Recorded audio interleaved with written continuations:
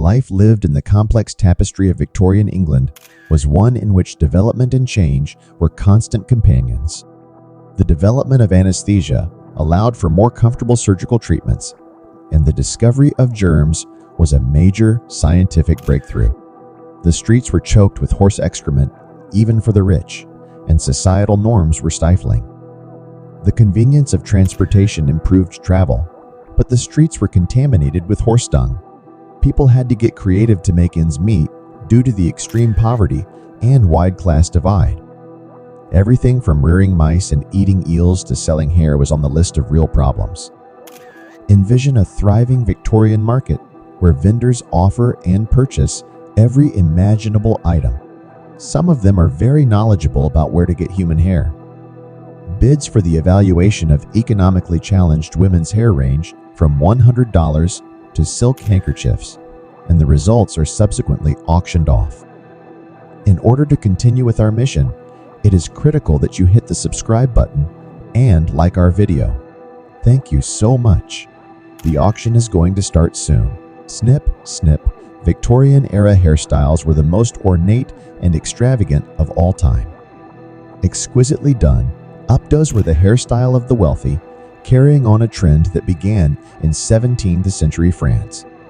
Here, my dear friends, is an intriguing look into the Victorian era's impoverished people whose survival depended on ingenuity and strange pursuits. The Victorian era's fashion extravaganza revolved around hats. Adding extra hair, lovingly called rats, to cushion the edges of these enormous hats was a common practice. It was common for low-income women seeking a quick cash to get involved in strange transactions to meet the demand for more hair in the fashion industry. One strategy that many ingenious ladies have used to keep their hair and make a little more cash is what's known as thinning. They opted to sell a small section of hair, discreetly clipped from the back of the head, instead of selling their entire locks all at once.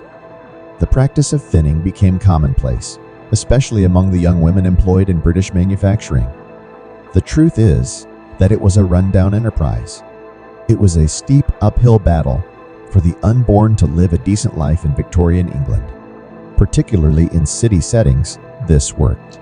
Henry, I started the urbanization movement in the 1500s, which led to people leaving the countryside for the overcrowded, dirty towns. They had to rely on industrial work or find other ways to make a living, like selling rodents or killing them. People flocked to the expanding metropolises as a result of industrialization's accelerated migration to urban areas. Conversely, the streets were dirty and polluted with garbage and manure since the infrastructure was terrible. Pests like rats and mice thrived in this disorganized setting, spreading illness and making people miserable. On the other hand, chances abound wherever there is an issue. In reaction to the crisis, some Londoners took up rat extermination, with Jack Black being among the most famous of them. False. It's not the actor. But seeing Jack Black go after some rats would be funny. The dangerous but unexpectedly lucrative job of rat catcher was practiced by numerous Victorian-era people, including the aforementioned Jack Black. As compared to the stories of many others, Jack Black's journey out of poverty is unparalleled. He boldly claimed to be Queen Victoria's personal rat catcher once he had earned a certain degree of fame. Claiming it was a gift from the royal administration, he sported a ribbon adorned with her initials VER. It was a brilliant advertising campaign, even though historians have placed doubt on it, suggesting that his wife might have been its designer. The sash that Jack Black wore, which had metal rat silhouettes hanging from it, helped him become known as a successful rat catcher. He may have used his wife's cooking pots to make these figures. The fact that he failed to cull all of his catches led to the emergence of fancy rats. He kept, bred, and sold some of the rats he collected, but Jack Black's impact was felt well beyond the world of rat catching. He had a hand in creating the Penny Dreadfuls, a line of inexpensive serialized fiction that allowed people from lower socioeconomic backgrounds to escape. During the time when these cheap periodicals were popular, Charles Dickens's writings were expensive due to the abundance of interesting and often violent stories they included. penny dreadfuls were available in newsstands across Britain from the 1870s forward, thanks to the efforts of over 100 publishers. Sweeney Todd and Varney the Vampire were two of their creations that brought the working class together. Like the shared narratives we see in today's Netflix binge culture, this cultural phenomenon is all over the place. If you were searching for a cheap escape from the hustle and bustle of city life, Penny Dreadfuls was a shared drama that hit home with you, within a universe where misery reigned supreme. Is this anything you've heard before? It offers a social retreat for people who need a break from the madness of city life. Thus, it's comparable to the Netflix and chill that we know today.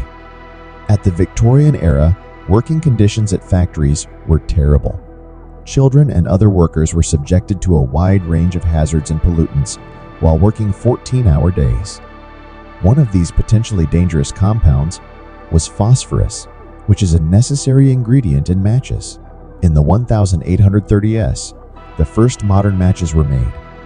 By the 1850s, the yearly consumption of matches in the UK had reached a staggering 250 million.